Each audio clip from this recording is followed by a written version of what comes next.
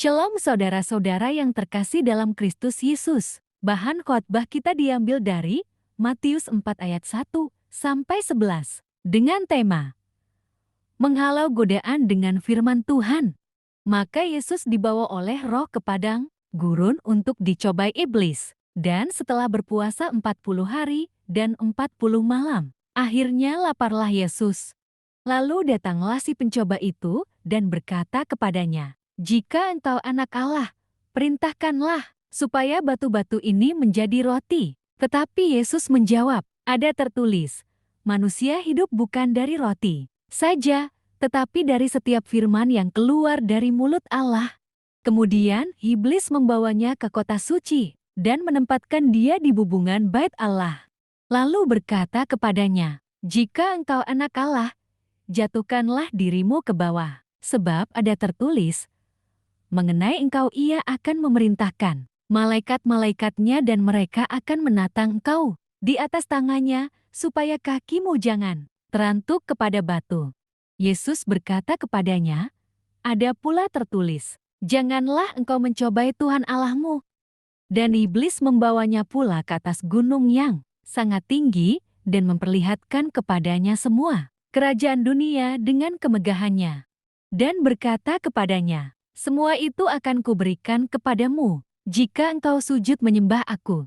Maka berkatalah Yesus kepadanya, "Enyahlah iblis, sebab ada tertulis, engkau harus menyembah Tuhan Allahmu, dan hanya kepada Dia sajalah engkau berbakti."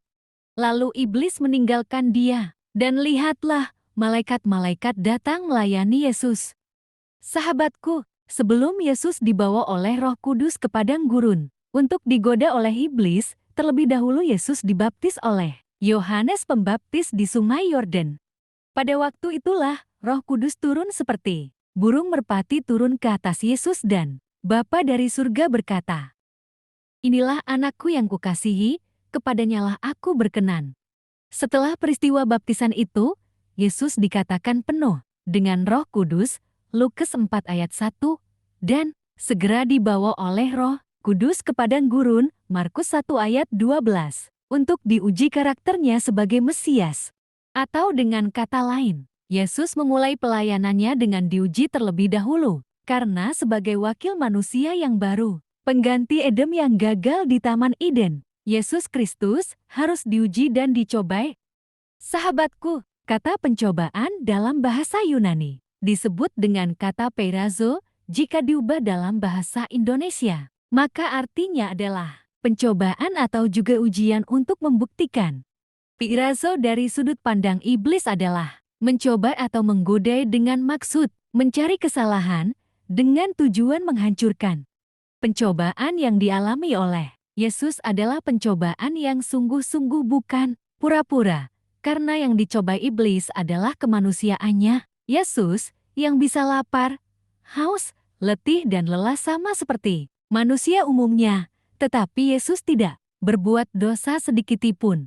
Sahabatku, di dalam peristiwa pencobaan Yesus, kita dapat melihat beberapa hal yang dapat menjadi bahan renungan kita hari ini. Yang pertama adalah di dalam ayat 1-2. Tuhan Yesus dicobai sama seperti Adam dicobai.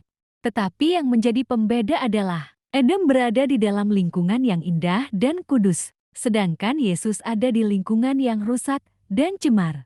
Kenapa disebut rusak dan cemar? Cemar karena Tuhan Yesus melayani umat Tuhan yang telah jatuh di dalam dosa dan kecemaran. Pencobaan pertama, ayat 3-4. Iblis memerintahkan Yesus untuk mengubah batu menjadi roti. Ini sesuatu yang licik sekaligus penuh godaan. Tuhan Yesus yang sedang lapar tentu memerlukan roti. Dan mengubah batu menjadi roti pasti tidak melanggar perintah siapapun dan tidak melanggar hak siapapun. Tetapi jika Tuhan Yesus mendengarkan perkataan iblis, maka dia telah memosisikan dirinya di bawah iblis dan menerima pengaruhnya. Hal berikut yang dilakukan iblis adalah pernyataan, "Jika engkau anak Allah," tetapi Tuhan tidak perlu membuktikan dirinya, karena dia memang anak Allah. Tetapi Tuhan Yesus membalas iblis dengan memosisikan dirinya sebagai manusia. Dia lebih menonjolkan sisi manusia daripada sisi anak Allah. Ini mengajarkan kepada kita bahwa ketika kita rela merendahkan diri kita, godaan untuk jatuh ke dalam dosa kesombongan menjadi sangat kecil. Tuhan tidak mencari-cari penghormatan bagi dirinya. Dia memang sudah penuh hormat. Iblis tidak menerima bahwa dia adalah anak Allah. Itu tidak berpengaruh kepada statusnya sebagai anak Allah. Itu sebabnya Yesus malah menekankan bahwa dia adalah manusia dengan mengutip Ulangan 8 ayat ketiga. Biarlah kita renungkan ini. Kita tidak perlu mencari penghormatan bagi diri sendiri. Kita akan sangat mudah jatuh ke dalam jerat setan jika kita terus cari hormat.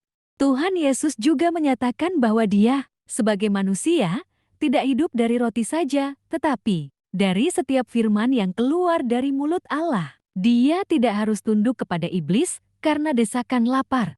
Demikian juga, kita tidak boleh mengompromikan iman dan integritas kita karena kebutuhan sehari-hari. Di sini, Tuhan Yesus mengajarkan kita untuk melawan keinginan untuk diakui atau dipuji dan keinginan untuk mencari jalan pintas karena terdesak. Biarlah kita berserah kepada Tuhan, Allah Bapa yang memberikan gelar anak Allah kepada Yesus. Itulah yang penting. Diakui atau tidak oleh setan itu sangat tidak penting. Oleh anugerah Bapa juga kita memperoleh penghidupan kita sehari-hari.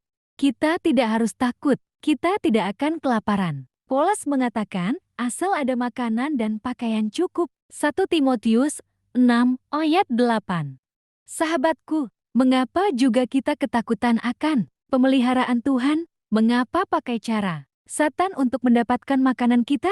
Mengapa menghina Tuhan dengan menganggap Tuhan tidak sanggup memelihara kita dan keluarga kita? Sahabatku, Tuhan sanggup memelihara jutaan orang Israel di padang gurun. Tuhan sanggup memelihara ciptaannya hingga tiba saatnya seluruh ciptaan diperbarui. Mengapa iman kita tidak menerima fakta bahwa Dia pasti memelihara kita? Tetapi untuk mengalahkan pencobaan setan itu sangat tidak mudah. Perhatikan situasinya. Tuhan Yesus di padang gurun dan Dia kelaparan setelah berpuasa 40 hari. Sampai berapa lama Tuhan Yesus harus berpuasa?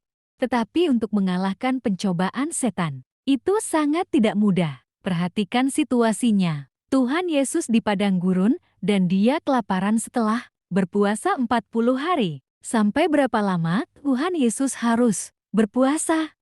Jika melihat Mus berpuasa 40 hari, 40 malam, Keluaran 34 ayat 28. Dan Eli berpuasa sambil berjalan selama 40 hari 1 Raja-Raja 19 ayat 8. Maka kemungkinan besar waktu puasa Tuhan Yesus telah berakhir. Yesus ingin mengajarkan bahwa orang yang setia kepada Allah akan menang dalam cobaan yang harapannya kepada Allah saja. Dan yang menang dalam cobaan itu adalah orang yang mau dipimpin oleh Roh Allah. Iblis akan memakai kondisi kehidupan kita menjadi alatnya, supaya kita berontak kepada firman Allah dan kita akan sanggup menghadapi godaan iblis dan memenangkan kehidupan. Ini adalah hanya penyertaan Roh Kudus. Baik itu dukacita maupun sukacita, iblis akan memakainya. Maka di sini firman Tuhan ingin mengingatkan kepada kita untuk selalu waspada dan jangan pernah meninggalkan penyertaan Roh Kudus dalam hidup kita. Hal menarik yang dapat kita lihat melalui nas ini adalah dengan pengenalan firman Allah dengan baik dan menerapkan firman Allah dalam konteks kehidupan dan menyerahkan diri dipimpin Roh Allah, maka kita akan mampu memenangkan perlawanan terhadap godaan iblis. Dalam nas ini, kita melihat bahwa iblis ternyata begitu lihai dan mengetahui firman Allah. Jika iblis begitu mengertinya akan firman Allah, maka orang percaya harus mendalami pengenalan akan firman Tuhan untuk mampu menjawab segala persoalan hidup. Iblis mengetahui firman Allah namun tidak percaya, dan bagaimanakah dengan kita? Apakah sudah mengetahui firman Allah dan percaya dan melakukannya? Jika demikian halnya kita, maka kita akan mampu mengalahkan ujian-ujian hidup, terlebih godaan iblis.